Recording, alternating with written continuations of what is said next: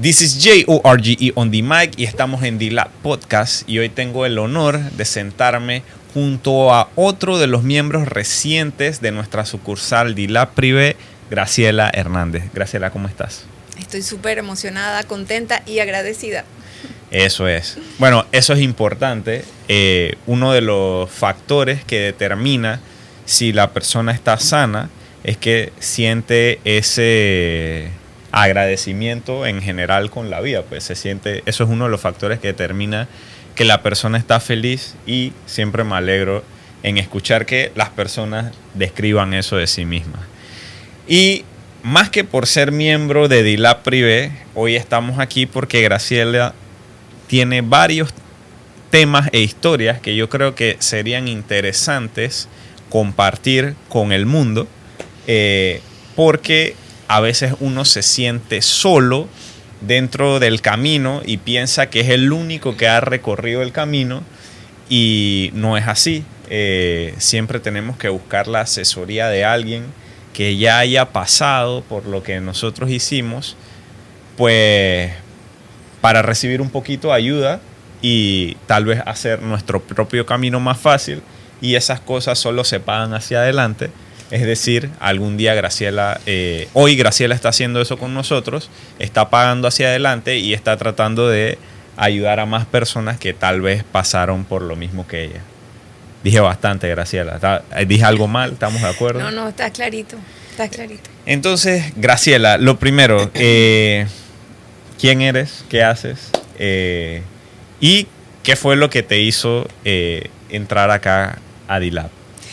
Bueno, Graciela Hernández, todo el mundo me conoce como Grace. Soy arquitecta, soy una persona creativa, soy un ser humano. No estamos muy seguros de eso, pero... Bueno, pues sí. Hay muchas teorías y eso es otro podcast. Y soy una persona que está aprendiendo a vivir. Día a día, uno nunca para eso, ¿no? Así es. Ha sido difícil, pero mientras más difícil es, más fácil es seguir. Es correcto. Entonces, Graciela, para dar un poquito de contexto a todo lo que dijiste y, bueno, empezar desde el inicio, que es la forma correcta de hacerlo. Mucha gente, o muchas veces vemos a la gente caminando por ahí y nadie sabe cuál es la historia que tenemos detrás, y tendemos a juzgarlos en el momento sin conocer, pues, qué es lo que ya ha vivido. Entonces me tomo la libertad, y Graciela me comentó que antes usaba una talla de suéter mucho más grande, triple XL. Y bueno, hoy en día ya no estamos ahí, lo cual ya es progreso, y por eso felicito a Graciela. Medium, eso es. Pero cuéntame, ¿qué fue lo que pasó entre el triple XL y el medium que estás usando ahora mismo? Mira, Jorge, yo toda mi vida, desde que nací, yo he sido una niña gorda. Okay. Era. Exacto, porque ahora eres soy fit. Exacto. Y es muy duro porque uno crece con costumbres que no ayudan para mejorar la salud y está en un círculo vicioso que no sabe cómo salir de allí. Yo era de esas personas que caminaba por ahí y decía que era una gorda feliz.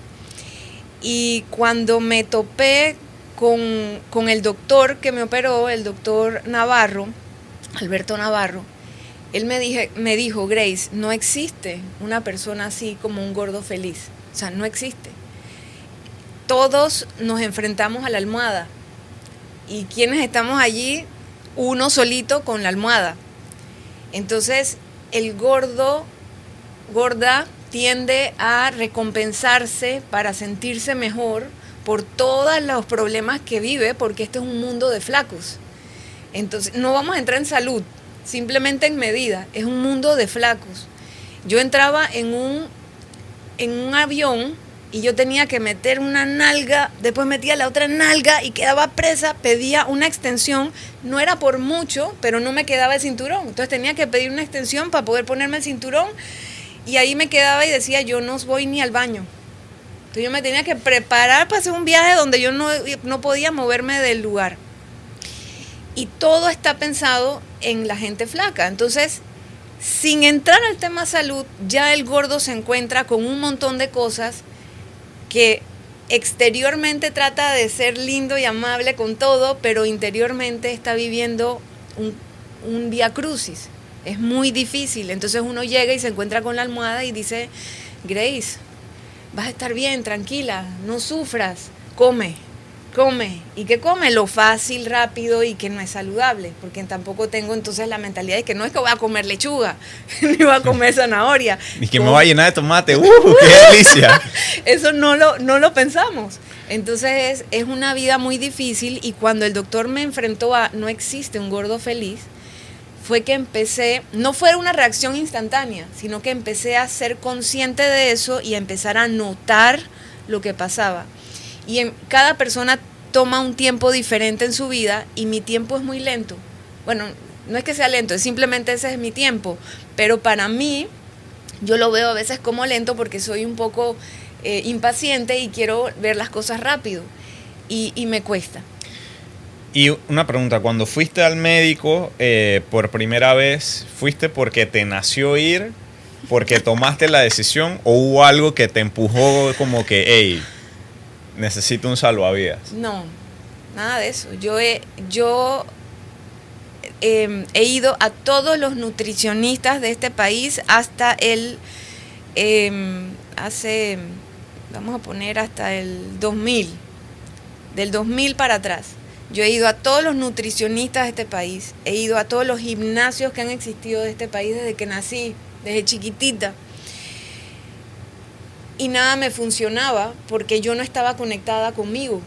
O sea, lo hacía porque me obligaban, porque el entorno lo obligaba. Entonces, perdón, yo me caso y tengo 2 hijos maravillosos, los 3 hombres de mi casa. Los 3 niños. No, sí, la verdad, porque mi esposo siempre me dice que él es un niño de corazón, así que, y esa es la edad real. Entonces, yo me caso, tengo 2 hijos, y obviamente mi cuerpo, que ya era obeso, con todo el tema hormonal y los embarazos, termina de crecer más. Y con el tema de que yo no me alimentaba bien, pues todo se iba agravando. Y llegó un momento en que nosotros viajábamos al interior, mi esposo es chitriano, y nos vamos al interior, y yo llegaba, dije, yo del carro, mi energía la tenía que administrar. Así que yo del carro espero a que mi esposo ponga la hamaca para entonces caminar, y suena horrible, pero así era. Y no lo hacía por frescura, es que no tenía energía. Entonces yo tenía que esperar que él pusiera la hamaca para entonces yo bajarme del carro, ir a la hamaca, y yo no me paraba de la hamaca hasta que o iba al baño o ya me iba a dormir. Entonces yo veía a mi esposo y mis hijos jugar, montar moto, correr, bicicleta, correr, sube, baja, lleva y trae, y yo estaba en la hamaca que yo no podía con mi vida. Y no era inmensamente gorda. 3X es una talla muy grande, pero no es esa gordura. Mórbido, o sea, todavía no eran 600 libras. Pero no me inmovilizaba físicamente, pero claro, dentro del cuerpo yo no tenía energía. Y resulta que yo tenía el hígado lleno de grasa, y eso es lo que me estaba quitando toda la energía para poder moverme y hacer cosas. Entonces yo no estaba viviendo. Llegó un punto, y esto es lo más duro, y esto yo sé que mucha gente pasa por aquí, y por eso lo comparto feliz, porque a mí me hizo mucho daño. 2 personas, uno muy cercano y uno muy lejano, pero 2 personas de mi misma perfil, de mi mismo perfil, gordos, y de repente de la nada son flacos. Un día para otro. ¡Bum! Claro, yo dije, yo quiero esa magia. Entonces yo pregunto, ¿te operaste? Y la respuesta de ambas personas fue no, yo no me operé, yo ahora hago ejercicio y como poquito. Y yo decía, y agarraba el látigo y me laceraba así, tú eres una vaga, te volviste tú una Opus no Dei puedes, en el ahí sí, mismo, tú no sabes, tú no puedes, tú no sé qué, tú no logras nada. Y yo por fuera, la gorda feliz, ay, todo el mundo me ve y yo feliz, pero no era así. Entonces un día me doy cuenta por conversaciones y gente me dice, no, es que se operó, no, y es que se operó. Y pero era top secret. Y yo cuando me doy cuenta de eso, fue cuando digo, no, yo tengo que hacer algo por mí. Ok, entonces, en ese momento, porque te obligaban, así fue que entendí, no porque te nacía, ya tú habías probado nutricionistas, gimnasios, etcétera. Bueno, ves estos dos casos de relativamente éxito, que eran del mismo perfil, luego rebajan y lo hicieron a través de la operación. Voy a mencionar algo antes porque no quiero que se me olvide, pero la gente flaca también sufre de lo mismo. O sea, vive flaco y tú dices, chuleta, no puedo sacar más músculo, no sé qué, y de repente ves a alguien que tiene ganancias musculares y tú dices, hey, ¿qué hiciste, pues?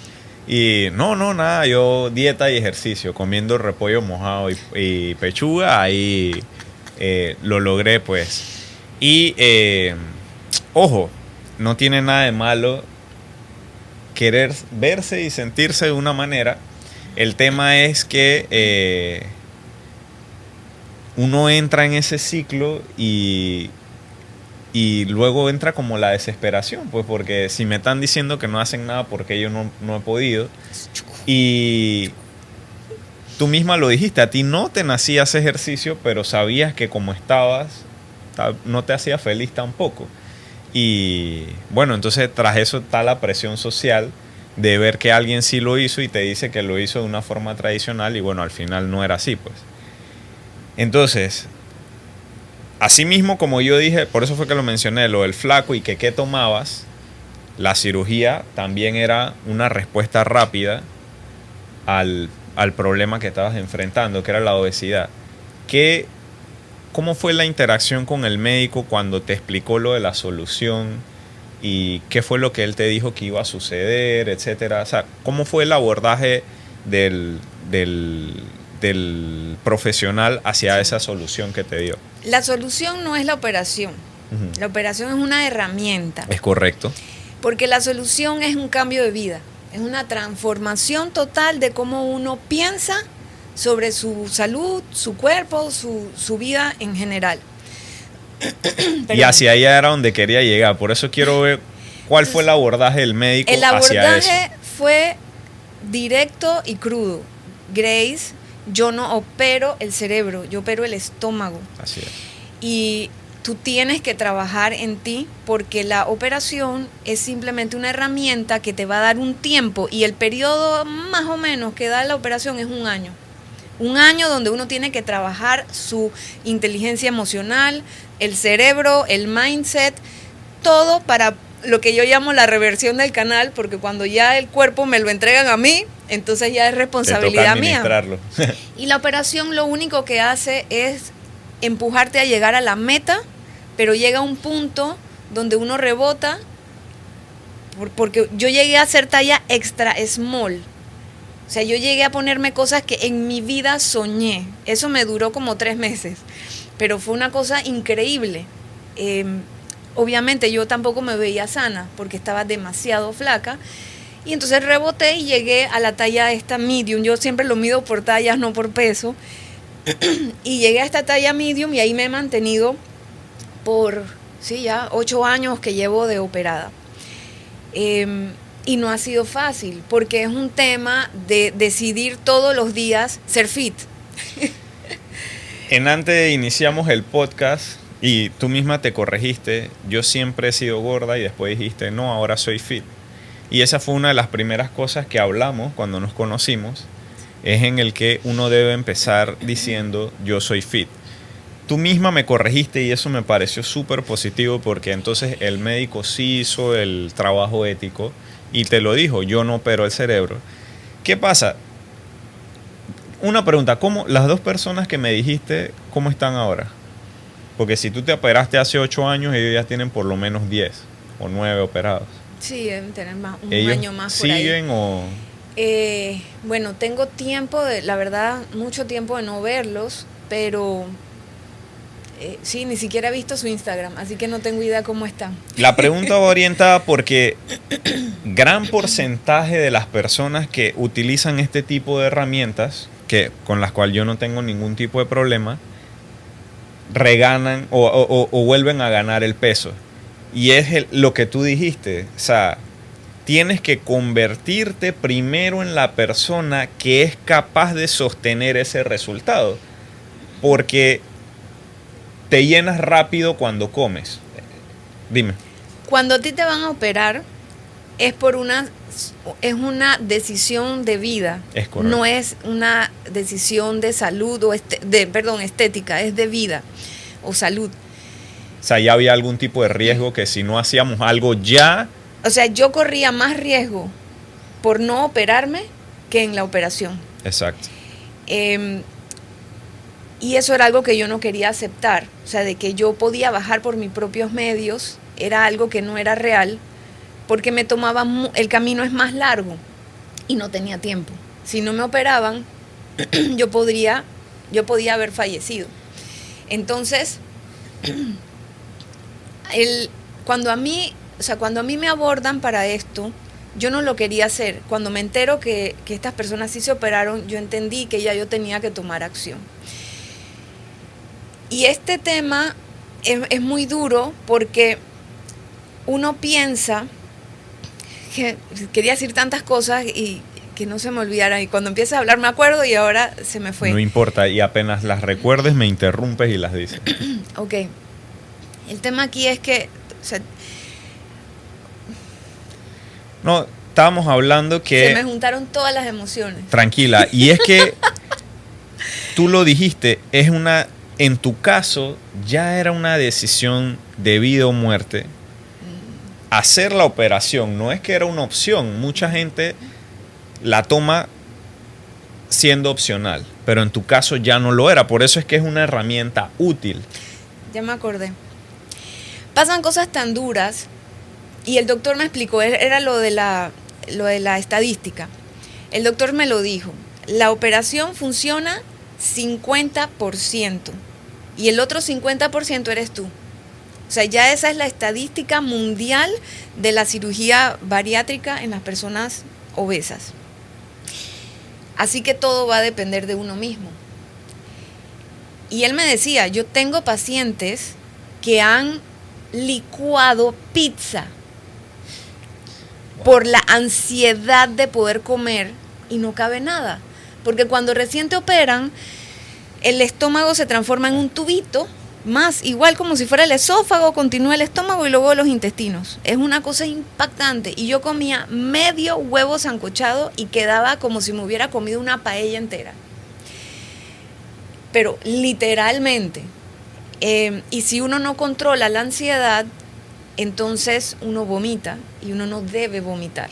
Claro, porque te llenas demasiado y sí, no reflujo. cabe la comida aquí y es duro. Yo mentalmente quiero comer, físicamente estoy llena, pero quiero comer porque mentalmente quiero saciar mi ansiedad, por ponerle algún título. Entonces, yo cuando él me dijo lo de la pizza, yo dije, puede ser. Eso no me va a pasar a mí. No, eso no es verdad. O sea, eso no es.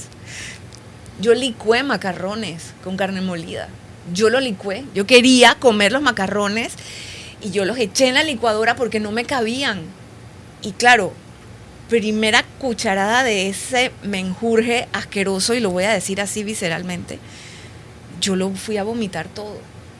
Y allí toqué mis emociones duras, las que tenía que empezar a enfrentar.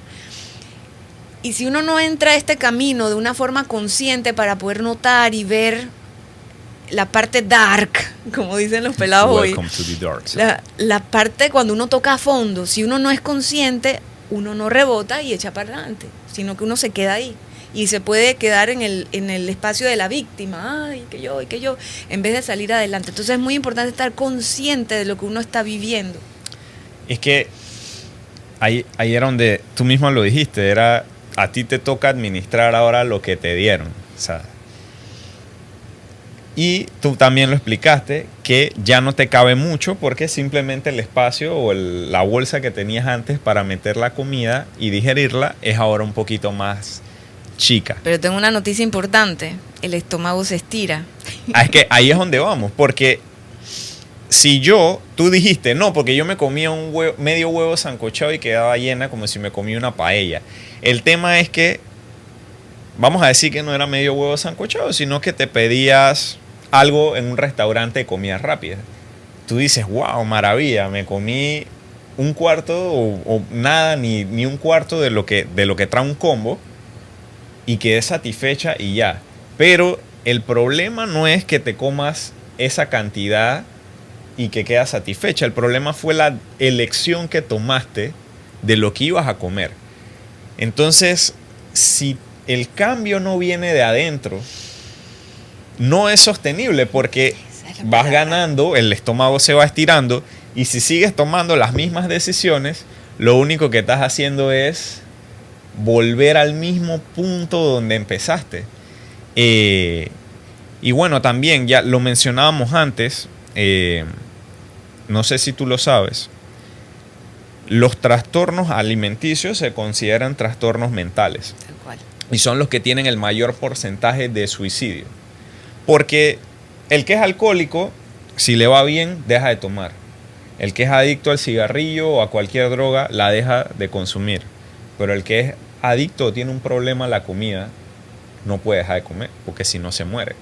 Entonces, es más importante ese cambio interno que al final el resultado, pues el pasto siempre se ve más verde del otro lado. Tú llegaste a ese XS y aún así fuiste presa de la ansiedad, de lo que sea, y eso es importante decirlo. Mucha gente hace todo o cree que el fin justifica los medios y cuando consiguen lo que quieren se dan cuenta que tal vez consiguieron lo que querían, pero y realmente no los llenó, y eso es duro y hay que afrontarlo día a día. Siempre que tú tomes una buena decisión, Chuso, debes tomarlo como una ganancia, pues como un win del día. Lo que yo he aprendido es que el final no es ser flaco,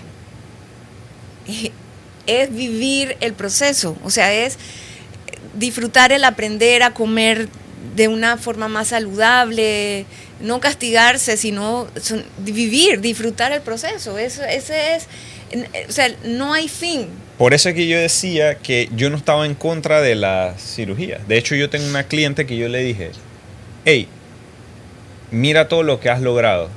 Vamos más lento de lo que tú quieres, pero mira todo lo que has logrado. Mira ya cómo comes.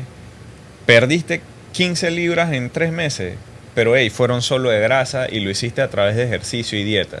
Si tú te quieres operar, porque me lo mencionó, yo no estaría en contra, porque ya tú cambiaste tu círculo de decisiones. O sea, ya tú tomas el chip. Exacto, ya tú tomas las decisiones correctas y bueno, quieres acelerar el proceso, bueno, bien, no tengo ningún tipo de problema con eso. El tema es que ya tú tomas las decisiones correctas y bueno, está la otra forma. Y vamos a hablar claro, me mencionaste XS y ahora M. ¿Qué pasó en ese tiempo? ¿Cuánto tomó eso? Bueno, me dijiste que solo te había durado 3 meses. Como 3 meses. Lo que pasa es que el periodo de la operación es como uno no puede comer mucho y me di cuenta de que realmente con poquito yo estaba súper bien. O sea, que no había que comer abundante. Es lo que dices, es qué comes. Entonces uno no deja de bajar, uno pasa un año entero donde sea lo que sea que pase, tu cuerpo va bajando el peso, y yo no hacía ejercicio. O sea, no es de que ahora hacía ejercicio y por eso bajaba, no, era porque bajé la cantidad de calorías que mi cuerpo consumía y con mi día a día lo quemaba y bajaba de peso. Pero ya llegó el punto donde uno rebota, es cuando ya la operación deja su efecto, el estómago ya está más grande. Es un músculo, entre más lo usas, más creces, si comes más, pues él gana más. Tal cual. Y yo sí me enfrenté, y lo acabas de decir, tal cual es. Yo arrastré tantas emociones, energía y cosas enredadas que venía con mi gorda feliz. Yo caí en una depresión. Entonces yo ya llevaba varios años en medium y de repente empiezo a engordar. Y estoy en large. Y ya el large me quedaba apretado. Pero yo no entendía qué pasaba. Y yo estaba en un tema emocional muy duro que no sabía qué pasaba, no sabía ni siquiera cómo se comía, qué hacer con esto. Y gracias a digamos, los angelitos, pues la gente que va apareciendo en el camino y que uno ya está como despierto para verlos y dejarse guiar, por una amiga me dice, ¿tú no estás bien? Y yo, no, pero no sé qué hacer. Me dice, ¿por qué no vas a un psiquiatra? Y yo me quedé como que no lo había pensado, no se me había ocurrido. Y me dice, bueno, déjame llamar al mío. Y siempre me acuerdo que fue para la época cuando fui al psiquiatra, fue la época del Mundial de Rusia. 2018. Porque yo no conozco a ninguno y ella llamó a su psiquiatra y el psiquiatra le dijo, estoy viendo un juego aquí en Rusia. Si me puedes esperar, la otra semana te atiendo. Entonces yo le dije, yo no puedo esperar, yo estoy muy mal. Y que, ojo, ese es el primer paso para poder cambiar, es reconocer el problema, aceptarlo. Entonces, yo no puedo esperar. Y me recomendaron a otra psiquiatra y hice la cita para el día siguiente. Yo llegué a tocar fondo con el tema del suicidio. No lo ejecuté porque cuando la persona logra llegar al suicidio es porque no es porque la persona se quiere suicidar, es porque hay una desconexión de la realidad.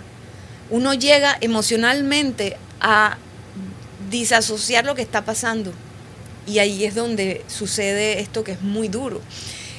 Y a mí mi mamá me salvó sin querer, porque mi mamá me llamó en el momento que yo estaba estaba mal, que quería hacerlo y me estaba desconectando y mi mamá me llama y cuando escucha cómo estoy, ella me dice, porque le dije que me quería suicidar y me dice, no te suicides, que el seguro no cubre. ese comentario que puede ser como algo bizarro fue justo lo que la psiquiatra me dijo que me volvió a la realidad. Y eso fue lo que, me hizo clic y bueno, ahí empezó mi nuevo caminar. Y cuando a mí la gente me dice que, recomiéndame un nutricionista porque tengo que bajar de peso, yo creo en el nutricionista, pero no es el primero que uno tiene que ir. Uno tiene que ir al psicólogo o al psiquiatra. Hay que cambiar desde adentro un par de cosas. Uno, puntos para tu mamá, porque lidiar con humor una situación así, aunque sea sarcasmo, denota pues que es una persona fuerte. Ella es muy fuerte. Segundo, a mí, yo tengo 31, yo siempre lo admito, hasta los 29, yo era un niño.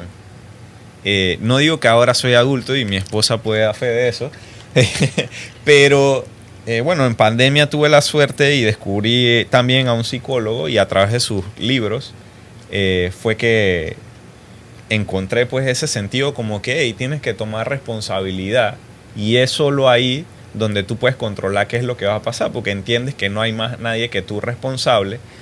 Y una de las cosas que él menciona es Jordan Peterson, por si acaso, es que le preguntaban del suicidio y él dice, y tú lo dijiste, una disociación de la realidad. ¿Tú crees que así los problemas se acaban?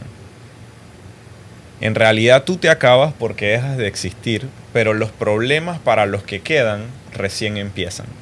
Por ejemplo, a ti no te hubiese cubierto el seguro, ¿qué hubiese pasado con la educación de los pelados? ¿Qué hubiese pasado? Heredaba un montón de problemas. Exacto, entonces los problemas recién empiezan y tal vez no es la mejor solución. Si lo que quieres es que los problemas se acaben, recién empieza. Y pasa algo, y es importante que la gente lo entienda porque la salud mental en el mundo es un tema tabú, que a la gente no le gusta hablar y nosotros tenemos que empezar a destapar las ollas y enseñar lo que hay. Y no en el mundo, no te vayas lejos.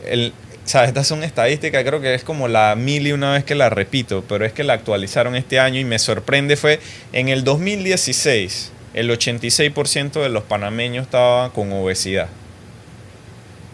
86%. Este año aumentó 4 puntos. Eso quiere decir que el 90% de los panameños está en obesidad. Eso quiere decir que 9 de cada 10 personas, esas 9 de cada 10 incluyen niños. Entonces, es un problema grave y como sociedad pues tenemos que ser abiertos y afrontarlo, y por eso que me parece súper importante lo que dices. Y lo que tú dices también, que el nutricionista no es lo primero que uno debe ver. O sea, ya tú habías ido a otro gimnasio, ya tú habías ido a otro nutricionista, y hay que admitirlo, tal vez el problema no era lo que ellos están haciendo, No, era que tú no estabas lista. tal cual. Y ahora tú lo estuviste y bueno, me alegra que en ese camino te hayas encontrado pues con nosotros. Yo estoy súper feliz porque de verdad que me han ayudado a abordar la situación de una forma que la puedo ver a largo plazo. Porque yo te digo, he pagado todos los gimnasios del país, todos, del 2000 para atrás. O sea que los nuevos gimnasios no me conocen.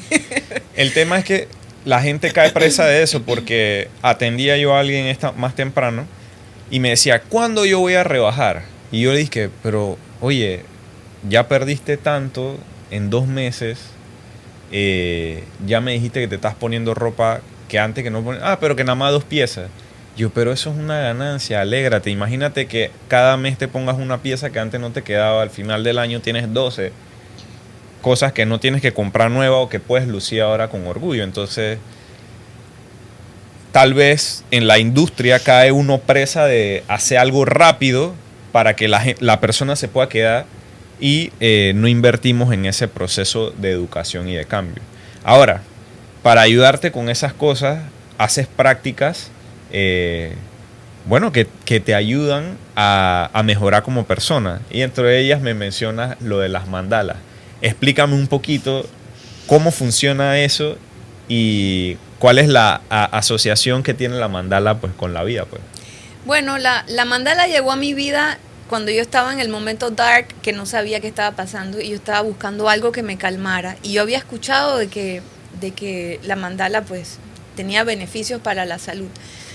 Así que me puse a investigar, perdón, y me fui a buscar libros de pintar mandalas por toda la ciudad, literalmente. Yo estaba desesperada. Fui por toda la ciudad.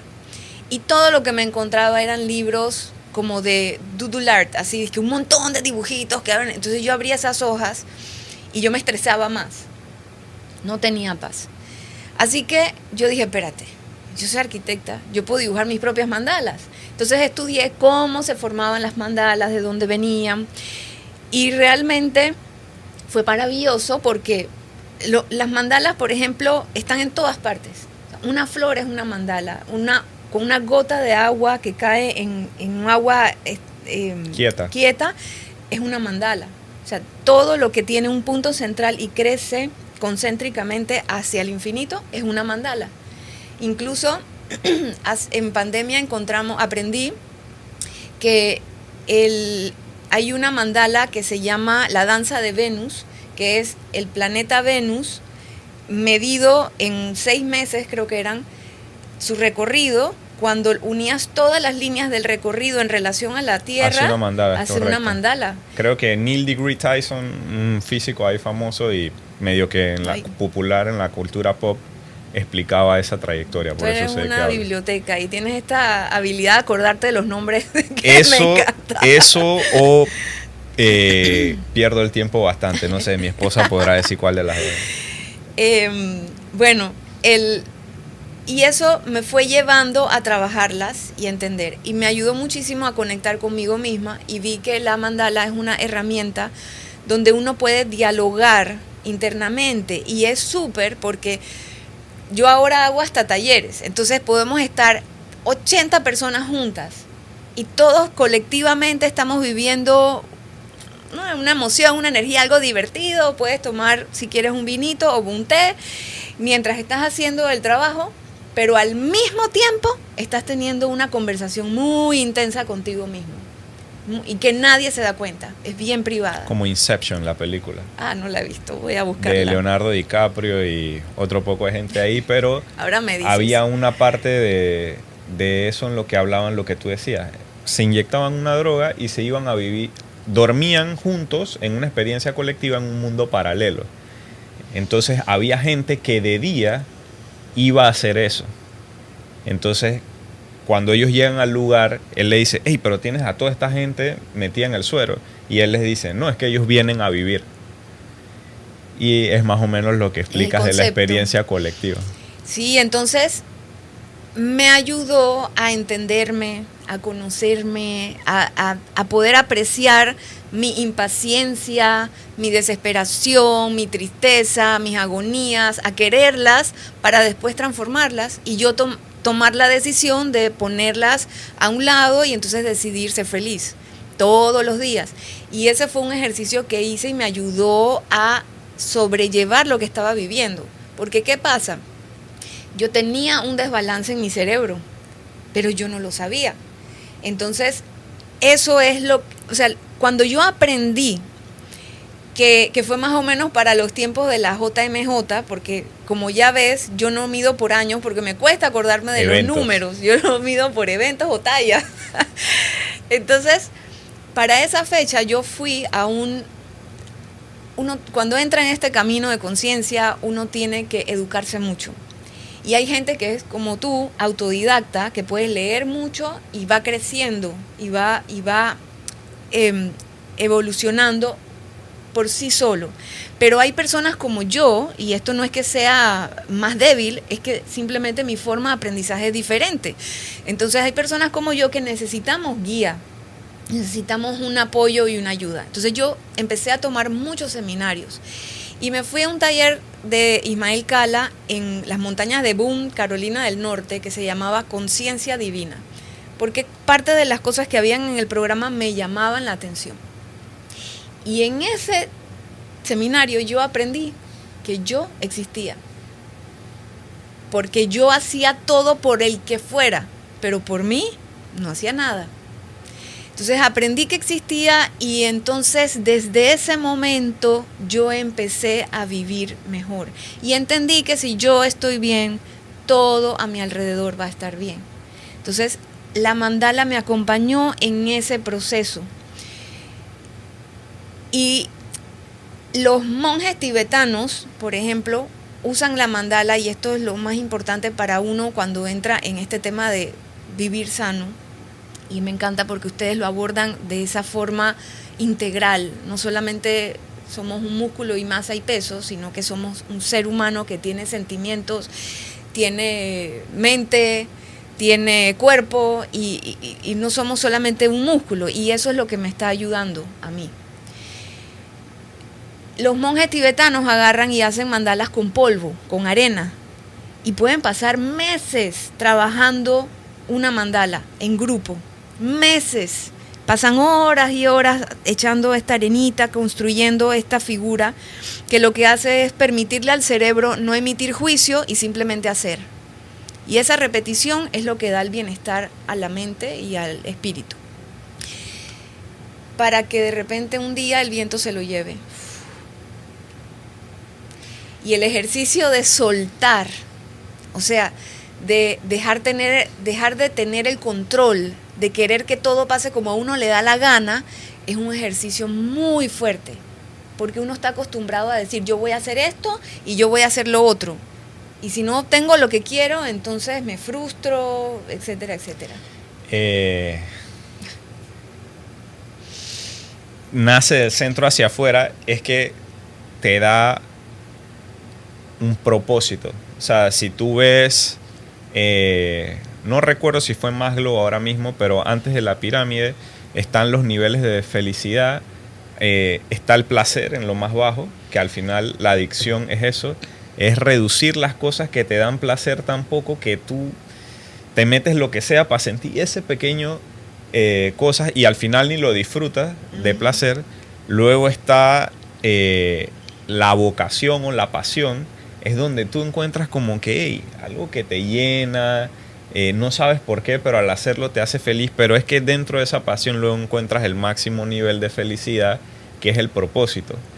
Y lo menciono eso porque al final cuando algo inicia del centro hacia afuera, inicia con un centro, con un propósito, entonces todas tus acciones van en base a ese propósito. En los negocios le llaman el Balance Scorecard. Tú sacas una serie de KPIs o de cosas que tú vas a medir para saber si tú, ese son el qué, para saber si tú estás midiendo, si tú estás cumpliendo tu visión y misión como empresa.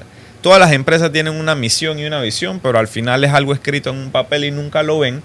Entonces, ¿qué pasa? Se enfocan mucho en los indicadores y hacen lo que sea para que el indicador marque bien. Entonces el fin justifica los medios. El fitness o vivir una vida sana, que puede ser la misión, es así. Entonces verse de cierta manera es un indicador si tú estás llevando una vida sana. Pero si verse bien se convierte en la misión o en el fin, estás tergiversando todo, porque entonces ahí es donde caes en cualquier desorden mental en el querer cumplir eso. Y eso también explicaba los deportes. Al final, todos tienen un propósito. Por ejemplo, en el fútbol, es meter el balón dentro de las redes. Entonces tú ves a 22 personas en un campo tratando de cumplir el mismo propósito, y esa es una de las cosas que atrae a la gente hacia el deporte. O por ejemplo, en el béisbol es recorrer las bases y pegarle una pelota. O sea, cuando tú tienes esos propósitos así, que se expanden grandemente, te llenan, y por eso creo en todo lo que me dices. No quería que se me olvidara lo que me pasó en Boone, donde aprendí con este señor que tiene un centro de adicciones. Quedé fascinada porque el señor atiende todo tipo de adicción. O sea, nosotros pensamos que hay adicción solamente a las drogas, pero hay adicción al sexo, a la comida, hay adicción a la gente. O sea, hay adicción a muchísimas cosas. Es todo lo que cuando a mí me lo quitan me genera un problema. Al celular hay adicción. Entonces, este señor nos mostró radiografías de cerebros y nos dice, este es un cerebro sano, o sea que no tiene ningún desbalance químico ni ninguna falla eléctrica. Y nos empieza, mira, este es uno con Alzheimer, este es un cerebro con adicción al alcohol, este es una adicción a la heroína, y nos fue mostrando, y uno veía los cambios de color del cerebro. Y él decía, tú no le puedes pedir, y lo voy a transformar para el peso, porque estamos hablando de que somos fit, ¿no? Entonces, tú no le puedes pedir a un gordo que ponga su parte. O sea, deja de comer y pon de tu parte. Exacto. O sea, ahora haz dieta y vive bien. Si tiene un problema emocional o en el cerebro. Porque esto es lo mismo como si tú vas manejando un carro y se te cruza un niño enfrente. Tú no lo quieres atropellar. ¿Y qué haces?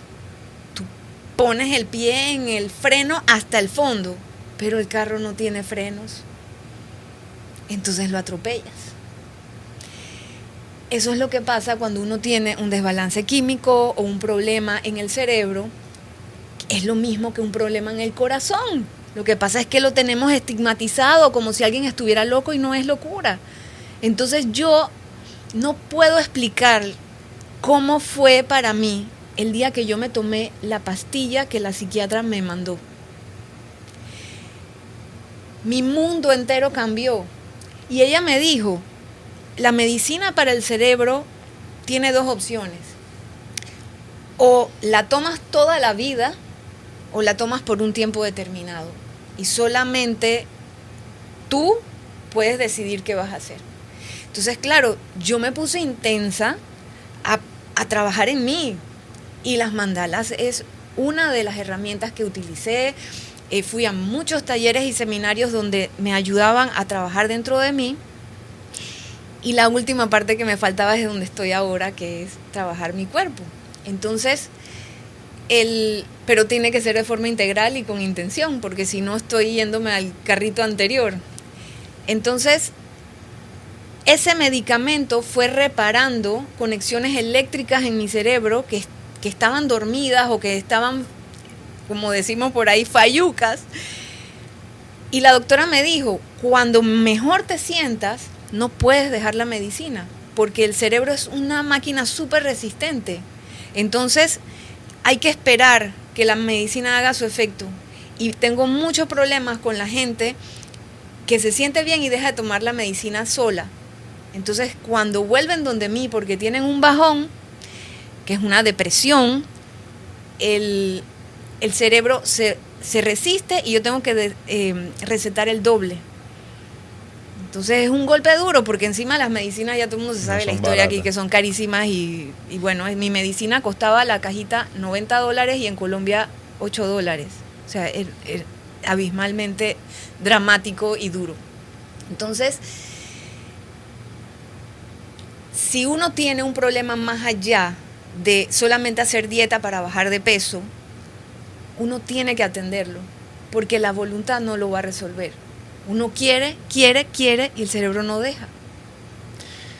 Sí, porque al final, tú mismo lo dijiste, es voluntad, cae dentro de la motivación, y la motivación en un momento se drena, y solo cuando tienes un propósito creas disciplina, y la disciplina te mantiene y te hace seguir trabajando. Uno, felicidades. Primero que todo, porque sigues trabajando. Y no es fácil hablar de todo lo que hemos hablado con el temple que lo has hecho. Y yo lo decía al principio, me parece súper importante seguir compartiendo eso, que 9 de cada 10 personas en Panamá puede que estén pasando por lo mismo. Y ojo, tú decías, no, que tenía la máscara del gordo feliz. No significa que porque estés gordo tienes que estar deprimido. Simplemente hay que tomar las cosas como lo que son. Algo tal vez no está funcionando como debería y el estado en el que estás simplemente lo está reflejando. Se requiere mucha valentía para afrontar todo ese proceso y seguir afrontándolo como lo estás haciendo. Pero la gente valiente generalmente siempre busca otros retos. Y ahora tú metiste tu cabeza en la cueva del lobo. Y estás buscando no un cambio solo en ti, sino en el país donde vives. Y te estás tirando a diputada. Circuito 84 creo que es. Sí. ¿Qué abarca el circuito? Y explícame algo de todo ese camino. ¿Qué es lo que queremos lograr? Bueno, primero el título exacto legal para que el tribunal no se ponga en cositas, es aspirante a precandidata de diputada. Para el circuito 84, que es San Francisco, Río Abajo, Parque Lefebvre, Juan Díaz y Don Bosco, que es el área donde vivo. Wow, está lejos Don Bosco de las otras áreas. No, está pegado a Juan Díaz. Es que antes Juan Díaz incluía a Don Bosco, pero hay tanta densidad de población que decidieron dividirlo y entonces Don Bosco ahora es otro corregimiento. Y realmente aspiro a ser diputada de mi circuito porque así es como es la división política para las elecciones, pero yo aspiro a ser diputada del país. Ok. Es cierto, porque al final si llegas a la Cámara de Diputados, pues haces leyes para todo el país. ¿Y qué fue lo que te dijo, me voy a meter en eso? Porque uno antes decía, no, yo me voy a tirar diputado. Y mi mamá me decía, no, hombre, Jorge, no te metas a eso, que eso nada más es problema. Entonces yo después peleo con la gente y le digo, pero no te quejes. Porque si al final, puede ser un poco narcisista, pero vamos a decir que me considero una persona buena. Entonces, si al final yo me considero bueno y a los buenos nos dicen que no lo hagamos, los únicos que se tiran son los malos. Entonces no nos podemos quejar al final. ¿Qué fue lo que seguro alguien te dijo, no lo haga, que eso no es problema? ¿Qué fue lo que te dijo decir, cállate la boca, yo voy para adelante? Nadie me ha dicho que no lo haga. Eso de primero, y te digo que lo he hablado con mucha gente y la gente está feliz. Yo sé porque sienten que necesitan que alguien los represente y somos muchos la gente buena. Panamá está lleno de gente buena. El problema está que nos han dicho que no hablemos de política. Nos han dicho que cuando te sientas a la mesa ni hablas de política ni hablas de religión. Y eso está totalmente errado. Como no hablamos de política, así como no hablamos de la salud mental, entonces hemos dejado el problema en manos de ladrones. Y lo voy a decir bien crudo. O sea, yo soy de esas que siempre decía, yo no soy política. Porque yo asociaba la palabra política con corrupción, con robo, con cualquier cosa mala, con una mala imagen. Y me di cuenta, en uno de estos caminares míos, que los políticos somos tú y yo. Los que están ahorita en los puestos haciendo cosas indebidas no son políticos, son ladrones. Tal cual, tal cual. Entonces, la política para mí, ¿qué es? La política es cambiarle la vida a la gente que tienes en tu entorno. Un político es una persona que no le da miedo dar un paso adelante y representar un grupo de gente, ayudar a un grupo de gente. No ayudar en cargar, ayudar en guiar y en buscar soluciones para que todo el mundo pueda producir lo suyo. Y una pregunta, dijiste que eras aspirante a precandidata o precandidata. Soy aspirante porque yo estoy dentro de un partido. partido. Entonces tienes que ir a las primarias. Okay. Y nosotros no vamos a tener primarias, somos un partido nuevo que se ha creado sin clientelismo, que ha sido muy duro, muy duro. Una pregunta desde mi ignorancia. Cuando haces el partido nuevo y dices no vamos a ir a primarias por ser nuevo, pueden hacer eso, elegir sus... No por ser nuevo, sino por la cantidad de adherentes que hay. Tú tienes la elección por ley de decir, ok, ¿hago o no hago primarias? El tema aquí es que para hacer primarias necesitas mucho dinero, porque significa hacer una elección interna a nivel nacional, y eso cuesta más de $2 millones. Es muy costoso, y nosotros somos un partido que cree en la austeridad, y no es un momento de gastarse una cantidad que tampoco la tenemos. Tendríamos que ver cómo la conseguimos, hacer actividades, recaudo para poder lograr hacerlo. No es el momento. Entonces tenemos mucha gente buena que está aspirando, y la forma no es que ahora es de a dedo, sino que la forma de lograr armar nuestra estructura que le vamos a presentar al país es a base de cumplir unos requisitos. Entonces nosotros estamos en una especie de una competencia sana dentro del partido, donde todos los que somos aspirantes tenemos que demostrar nuestras capacidades, nuestras ideas y nuestro compromiso, aparte de un montón de otras cosas. Y tenemos que pasar 4 filtros que son mucha gente, y nos van a investigar hasta la médula para poder lograr presentar una oferta buena, de calidad, para poder transformar el país. Entonces, no hay primarias, pero sí hay un proceso de selección muy fuerte. Ok, ¿y quién es al final el que elige dentro del colectivo quiénes son los representantes? Después de pasar los 4 filtros, un comité que se llama comité político es el que va a armar la estructura que va a ir a la papeleta. ¿Y eso cuándo sale? Bueno, eso como los de libre postulación ahorita mismo están en su trabajo, que es lograr entrar a la papeleta. Y nosotros tenemos, todo está estructurado por el Tribunal Electoral, y nosotros tenemos hasta junio más o menos del otro año para poder decirle al país, estos son nuestros candidatos. Ok. Y sabiendo que eres una persona valiente, vamos a decir que todo se da, pues no depende absolutamente de ti, para que salgas y puedas... y vamos a decir que también vienen las elecciones ya del país y sales como diputada. Una golondrina no hace verano. O sea, ¿qué es lo que en lo mínimo pretendes lograr cuando...? Mira, yo protesté afuera de la asamblea, quiero acordarme lo de la golondrina para decirte algo, pero yo protesté afuera de la asamblea muchísimas veces. Yo fui parte de los 50 gatos, de los 100 gatos y hasta de los 5,000 gatos que una vez fueron. Y yo aprendí y logré entrar en una de estas protestas, pudimos entrar un grupo, hablé en el pleno, he hablado en 2 comisiones, y me di cuenta que no se puede hacer nada. Y hoy es peor que antes, porque hoy encima hay un nivel de descaro que dice, ni siquiera me importa, ni siquiera me da pena.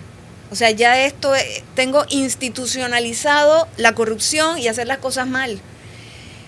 Entonces, me di cuenta que no funciona hacerlo al control remoto, desde afuera no sirve. Me estoy desgastando yo, estoy arriesgando mi vida física, porque muchas veces tuve que salir corriendo, y como no tenía capacidad mi cuerpo, nunca me voy a olvidar de las bombas lacrimógenas que nos tiraron y un par de tiros por ahí sueltos que habían, y yo tuve que correr el frente del Museo Reina Torres de Araúz. Uh-huh. eso no es nada. Eso no es nada. O sea, no creo que llegue ni a 25 metros.